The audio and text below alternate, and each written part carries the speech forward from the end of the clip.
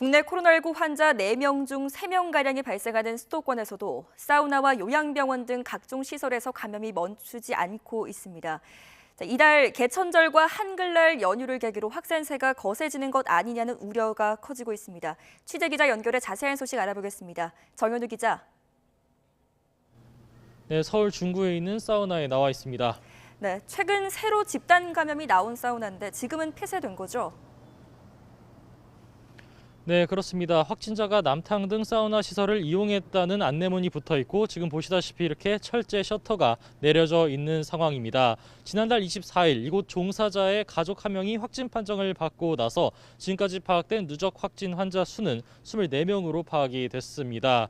일단 출입자 명부 작성이나 체온 검사 그리고 이용 인원 제한 등 각종 방역 수칙은 제대로 지켜졌던 점이 확인이 됐었는데 문제는 환기였습니다. 환기가 제대로 되지 않는 구조 속에서 이용자들이 1시간 넘게 이용을 하면서 감염이 번진 것으로 추정되는 겁니다.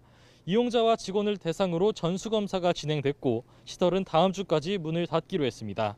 마찬가지로 집단 감염이 나온 경기도 구리시 소재 사우나에서도 이제 확진자가 1명 더 늘었습니다. 파악된 누적 확진자는 모두 21명입니다.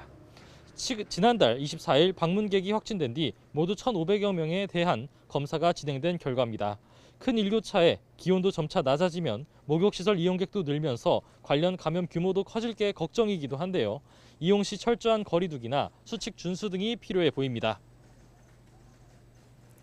네, 오늘 파악된 수도권 신규 집단 감염 사례도 정리해 주시죠.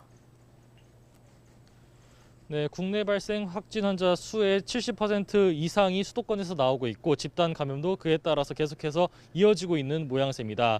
서울 도봉구에 있는 요양시설에서는 연휴 직전인 그제 이용자를 돌보는 종사자 가운데 1명이 확진 판정을 받아서 관련 감염이 번졌습니다. 누적 확진 환자 수는 35명으로 집계가 됐습니다.